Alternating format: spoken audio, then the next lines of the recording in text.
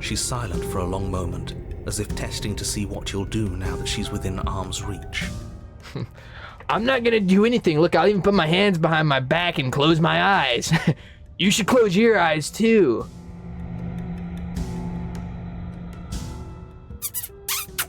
Oh, whoa, you kept your eyes open. You're You're on a path in the woods, and at the end of that path is a cabin. And in the basement of that cabin is a princess. Welcome. My name is Albushi, and we have returned to slay the princess. Part 5, actually. No, wait, it's part 6. No, dang it. I thought I could get it right this time. Oh, it's fully reset. These options are all the same. No, my princess. The cabin. You'll find the princess within. A warning. Shut up. Last time we took the blade. I'm not gonna take the blade this time. The door to the basement creaks open, revealing a staircase. Wait, did we? Faintly illuminated. Oh no, we didn't. Wait, I should have taken the blade. This is an oppressive place. The air feels heavy and damp. Yeah, because I had to run up the stairs. Filtering. Shut up. Good. You're still listening to reason. It would be better if you had a weapon, but you may still be able to do what needs to be done. Hi, do you think you can get me out of these chains? Huh. I'll see what I can do. You're only making this more difficult. Thank you. Thank you. You're making a huge mistake. Is this like that one psychological test where they're like, if they keep presenting you as if like you're in like a loop, will you continue to do the same thing, or will you break and do something different? But I'm gonna stand on doing the same thing a million times. Right thing. You may call me insane, but I think this is the right thing to do. Maybe there's some way to break the chains? If there's no key, is there any other way to get you out of there? Or if that doesn't work, I guess we can always cut me out of them. She bit her hand off, save the princess. Fine. First the locked door. We won't have any of that. Warner. Stop that.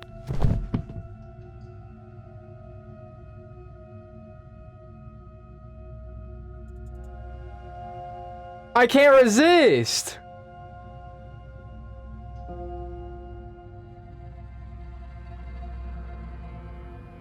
Thank you.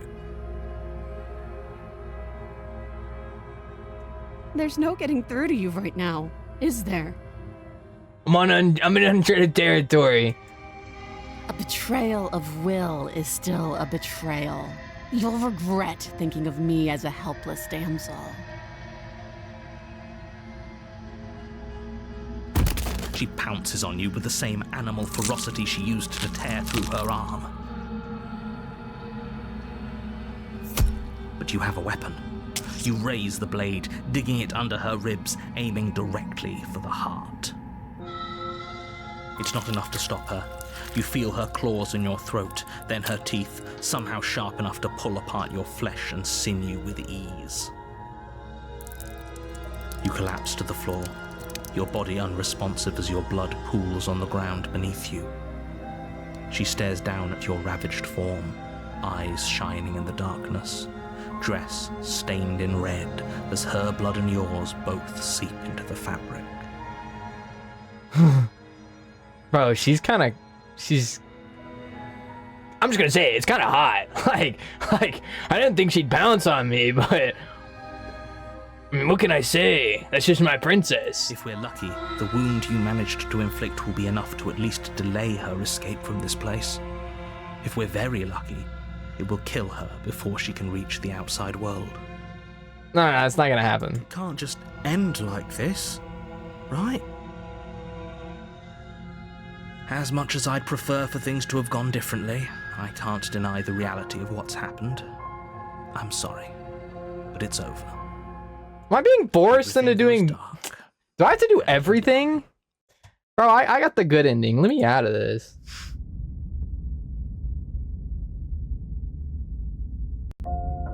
You're on a path in the woods, and at the end of that path is a cabin.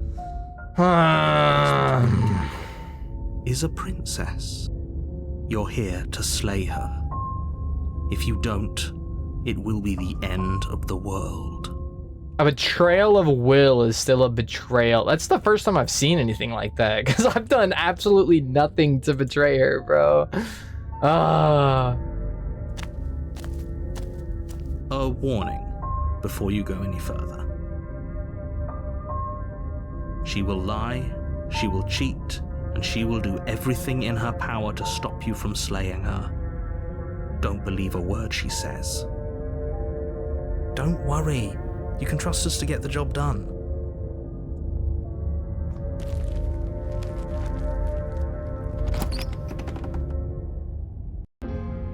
The interior of the cabin is a mess of twisted roots. Great, because we tried to kill her, now we get this. What? Almost as if by accident, just happened to resemble a room. The floor is damp and earthy, and the only furniture of note is a slab of mud in the shape of a shelf, with a pristine blade perched on its edge. Hey, the new music's cool. The blade is your implement. You'll need it if you want to do this right. It's a lot darker. And ominous.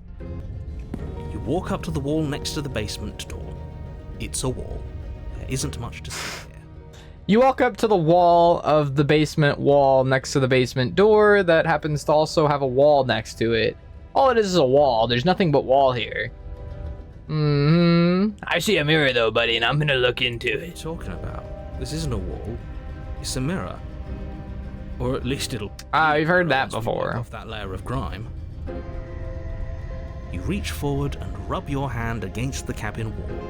I hope you know how ridiculous you look right now. I feel like this is like a variation of what I've done before. I'm not taking the blade, bro. Or well, how did I get the blade last time? No blade. Hope you know what you're getting us into. Dude, I always go no blade. If we need it. Sure, that was also true last time and we still died, but we definitely know what we're doing this time. Bro, I always got like the voices of all the cynical people that were like, your life is nothing, you're gonna die, this is a horrible idea.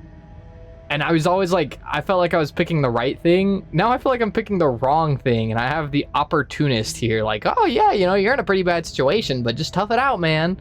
It's, I guess that's kind of like how it is in real life, is like, you know, you're doing well, or you're making good decisions for yourself, but to other people it doesn't look that way. Or, you know, doing things that most people think is good maybe isn't what you think is actually good for yourself. Like, I guess. I don't like this. The door to the basement creaks open, revealing a staircase dug into the muddy earth below. The ceiling is thick with roots that hang like locks of Entering the witch's lair. The weak starlight from the cabin windows behind you can barely penetrate the gloom here, only illuminating the edges of an opening below. It shines in the darkness like some kind of massive maw, waiting to swallow you up into the earth. Dude, we're gonna go down here and we're gonna find that like baby monster. Well, yeah, the like baby monster from Barbarian. The air smells of dirt and copper. It's thick and wet, as if your lungs are being coated in mud with each intake of breath. If the princess lives here, slaying her would probably be doing her a favor. I think even if we brought the blade, we're not gonna be able to slay her, bro. If this is her lair, like, Her voice skitters we're up cooked. from below. Hee, are you here to save me? Hee. Is she gonna have like a witch's? Something nasty finds itself on my stairs. Come on down. Don't be scared. I probably won't bite. We have to hear the at least once. We have to hear her do a witch's giggle. I'm not nasty. I'm pretty nasty. I've looked in the mirror, okay? Why do you think I've got this VTuber image on? Dude, I'm like a monster. I'm like an 8-legged freak. I'm like a giant, like, spider monster that'll devour children in the night. Which is, it's a point of commonality between me and you, princess. Witch princess? Princess witch? Now I'm gonna say nothing, bro. Silence, I see. Don't think I've forgotten about you. I recognized the sound of your nervous little footsteps as soon as they came into my home. I know who you are, and I remember what you've done. She must have you confused with someone else. She seems friendly enough. Maybe we can talk our way out of this whole situation. Okay, you're the voice of the opportunist, and you said, and I quote, she seems friendly enough. Why did you pause, huh? Wait. You can't. Unless you slay her right away, she's going to break free and end the world. There's no reasoning with what she is. I beg to differ. Look, I'm just throwing ideas out there. I like to think out loud. I'm the kind of guy who likes a discussion. Don't we want to hear what everyone has to say before making any big decisions? No, you don't need to hear everyone's voice, but we should at least try to understand her. We're talking about murdering somebody. What? Do you want to hear what everyone has to say? Or do you just want to hear yourself talk? Yeah, stop your talking points, buddy. You need to stop lingering. Your task is to slay the princess, not endlessly debate about what to do with the princess. I'm gonna give her a giant hug. Unless she looks like me. And then I'll still give her a giant hug, but I might hesitate for a second. That's why I don't look in the mirror. Fine. You're the boss. Thank you. Oh. You descend the basement steps, entering the dark room below. I mean, she's got some pretty hairy legs, but hear me out. You can just make out the shape of the princess in the gloom. She's huddled against the far wall, her eyes bright and glaring from amid the thick roots. Bro, it literally represents her mental state. Yeah, we pulled a knife on her, so she became like this. In the time before this where we didn't pull a knife on her, and then she ended up stabbing us to death. After that, we got the episode with her being like a damsel in distress, bro. Like a literal damsel in distress. We got literally like the happiest ending part that you could have. And then this time we stabbed her. Like, of course, like but it's shaped based on our perception of her. Like, and also based on what we do to her. And there you are, once again seeming to offer a helping hand while likely hiding the other behind your back. Fine, I'll play along for now. What do you want? You. I want you. You're kind of cute. She's acting like the two of you already know each other. Dude, you're the problem. You are the problem. You, the narrator, are the problem. Which, you are a part of me, so I'm the problem. But the point is, you're the problem. Oh, no. You've already been here, haven't you? You are so slow on the uptake, bro. That's pretty sharp. How'd you figure that one out? Call it deductive reasoning. Well, you seem to be great at it. Yeah, I'm never going to talk to the narrator before I come down here, bro, because he'll realize before we get past the dagger and he'll just grab it himself. Do you remember us then? Do you remember last time? No, I don't. But you and the princess clearly have a shared reality, even if I'm not a part of it. I won't waste time fighting you on something that's clearly true. I'm just glad we could put all this behind us. Is it all behind us? Just focus on the task at hand. Oh my gosh, shut up. The world's on the line, slay her. Find a middle ground. Don't talk to her. Holy, they just yap! They're just yapping! Well, I seem to remember you having a tongue. I have a tongue. I have a tongue.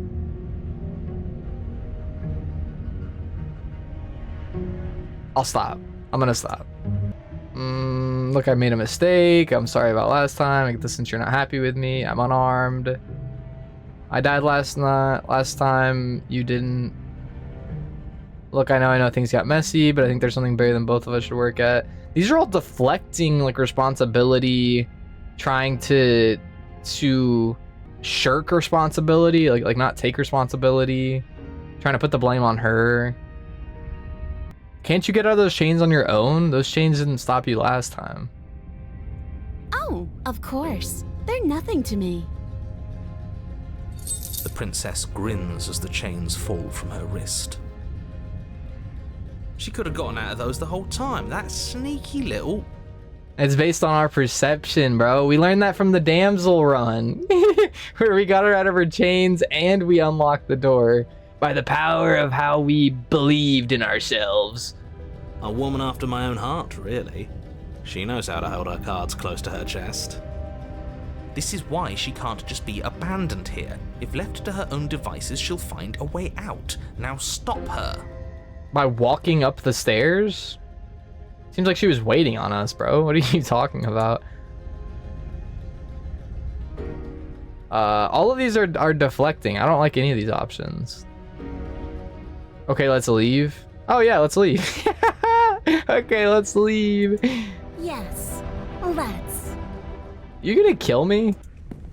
She creeps forward, taking one cautious step at a time until you and she are face to face.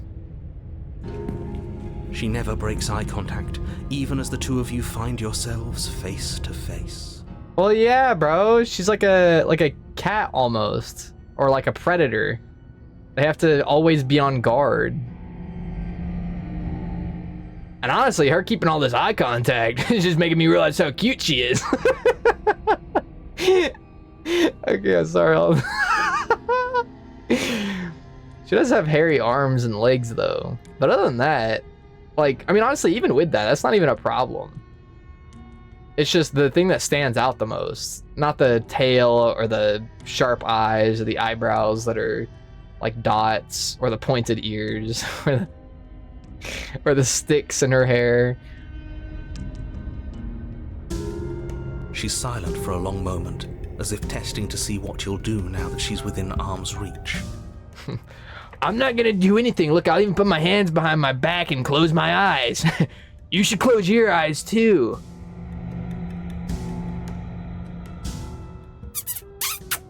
Oh, whoa, you kept your eyes open. You're supposed to keep your eyes open.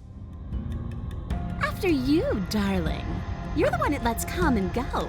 It's best if I follow.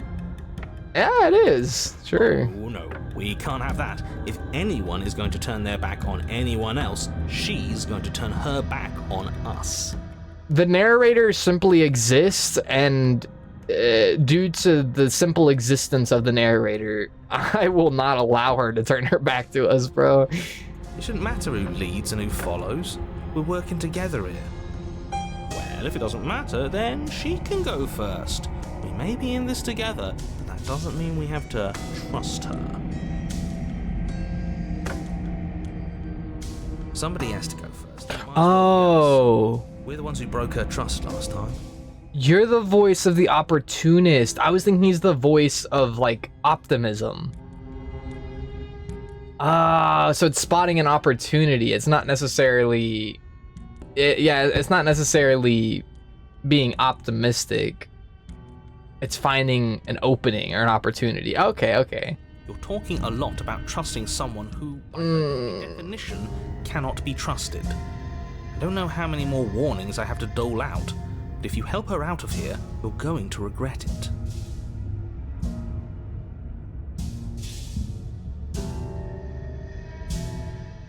I will be stepping onto the stairs. That's right. You're the one who's going first. Don't worry, I'll be right behind you watching every single thing you do.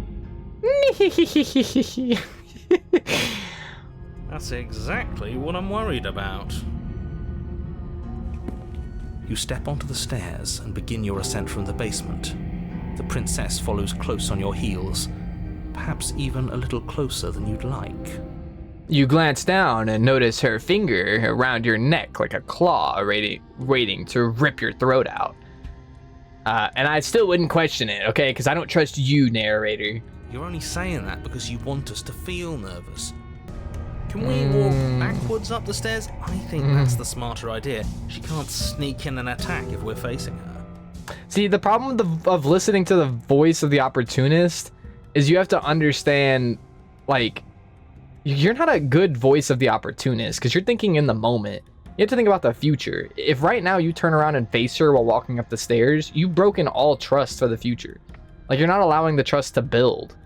And you've already broken it, so you're just allowing for it to stay broken. Like, you have to rebuild the trust. Like, no.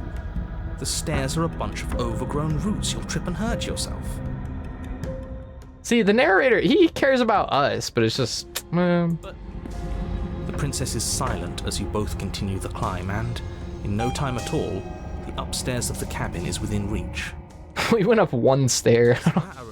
We're fine. Nothing happened. You're not even going to wait until you're through that door to proudly claim your victory, are you? Why did you just say that? I think we know why. You feel something dig into your shoulder, sharp and piercing. The princess clawing at you and pulling you down with her full weight. Hey, breach of trust. On her, though. Together you tumble back down the uneven stairs, your body and hers crashing against the unyielding wooden roots, until finally you both separate with a bone-shaking thud against the basement floor. You feel something pop. The princess lands against the far wall, gasping as she struggles to recover from the impact. What?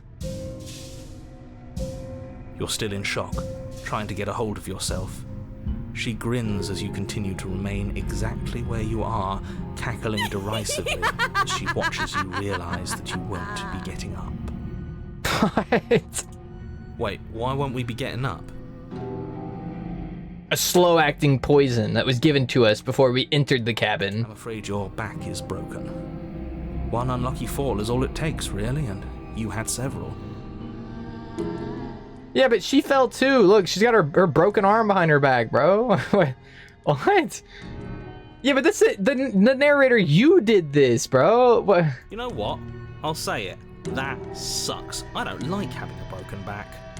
Cause she wouldn't have fallen with us. It would have been just us. It's you. You caught. We were going to help her. Why? Why did she do that? I still don't think she did it, bro. You must have known this was coming. The arrogance of turning your back to me after everything you've done. Okay. Oh, maybe she did do it. I like stabbed you once or twice. Get over it. We could have gotten out of here if we just trusted each other. I'm just not gonna say anything, bro. By our very natures, only one of us could make it upstairs unscathed. Someone had to make the first move. Better me than you.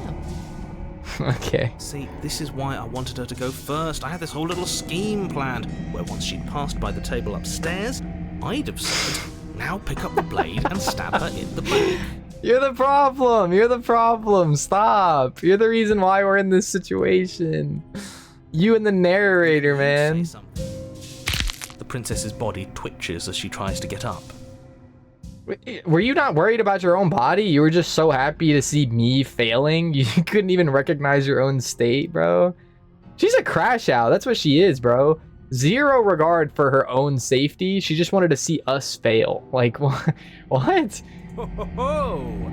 So she's got it as bad as us. Something inside me is broken. Isn't that a cruel twist of the knife? Isn't that so funny? Yeah, but that's our fault. She eyes you with intensity, silence falling between you for a long moment as her gaze travels up and down your battered form. Seems I'm not the only one, though. Bro, shut up. Like, we're going to die together. Isn't that a lovely treat? I wonder how long it'll take. Maybe I'll get to watch the worms lick your bones clean. Is that really what's going to happen now? Hello? Are you still there? What happens next? This guy's a rookie. He doesn't respond. Yeah, I'm not gonna respond to you. Alright, is he talking about the narrator? Yeah, yeah. He kind of dips out at this point. Something strange is twisting this place out of shape. I wasn't feeling much of anything, but now I feel cold. Great. We've added this to her repertoire of being a human, is not trusting other people. Great. Yep, go ahead and absorb that. Yeah, that's just perfect.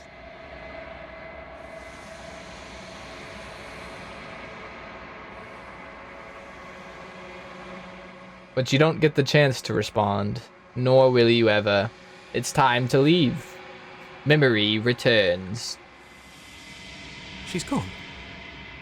Where does she go? Should we try and find her? And there's that mirror again. Why is it here? Why now?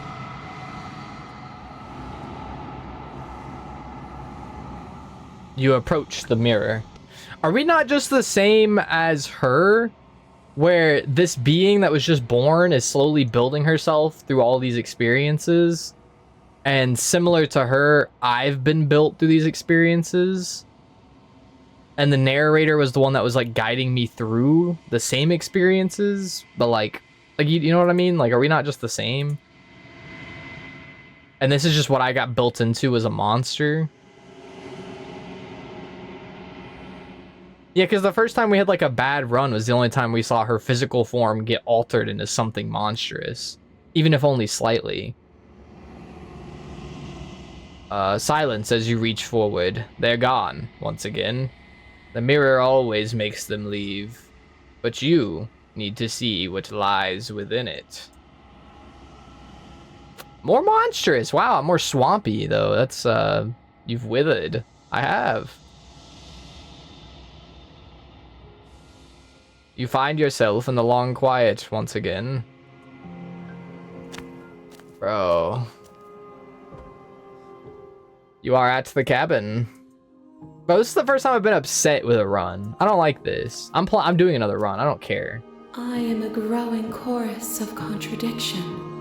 A mass of tides ebbing and flowing all at once in more directions than my attention can bear to hold. To look at any one is to shift them all into something new, and to look away is to reshape them yet again. All of me is She's got sticks in her hair now. and yet the rest of me is still the same. It doesn't matter how many times I go back, at least one of us always hurts the other. Doesn't that change you? Doesn't that make you worse? It changes me, but it doesn't make me worse, nor does it make me care for you any less. Does it make you worse? Do you resent me? I resent myself, bro. This sucks. If anything, it makes me like you more. I don't know what that says about me. It says that your heart is gentle, that even in the darkness you are guided by compassion. Okay, I had to pick that though, because as much as I wanted to like be silent or something, like, to be honest, every time I do something like that, I'm always hitting on her. Like, I'm always, it doesn't matter. Oh, whatever, bro.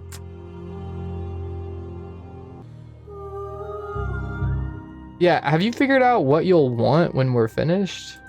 The desires of my multitude thrive in endless competition with themselves, but none of them rise above their dance to influence me. So no personality has taken hold. Okay. I yearn for what I have always yearned for, our awakening. Other desires shrink in the light of knowing you and knowing me.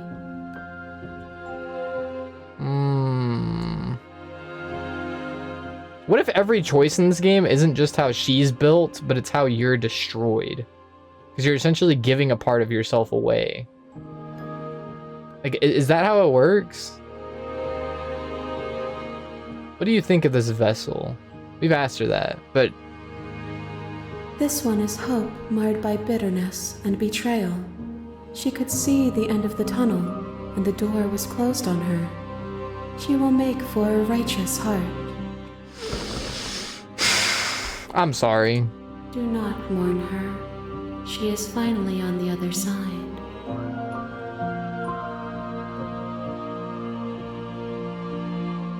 Okay, I'm ready to go back, bro. I'm ready to go back. Wait, when I say I'm ready to go back, what does she do again? She destroys my body for me. What if I just destroy my own body?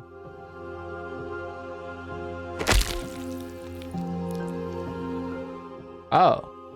You raise your will to end your life. You raise your will to end your life. But as it buries into the space your body should be, you feel nothing. Nothing at all. One of the many hands in front of you reaches forward and gently touches the side of your face. There's nowhere for you to be but here. Okay, well, I'm ready to go back.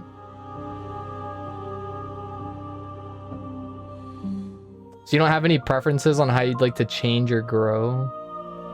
The tides do not dictate where they are pulled. A river does not dictate its outlets. You just go with the flow. You just live life. That's a pretty good way of living. Living. Once you figure out like a goal you want to do in life, and then just not trying to control everything. Yeah. My gift to you is to let you choose your path, and my task is to treasure the gifts you bring me. Okay. Oh, then send me back, princess. I will be here when it is time for us to meet again. Everything goes dark, and you die.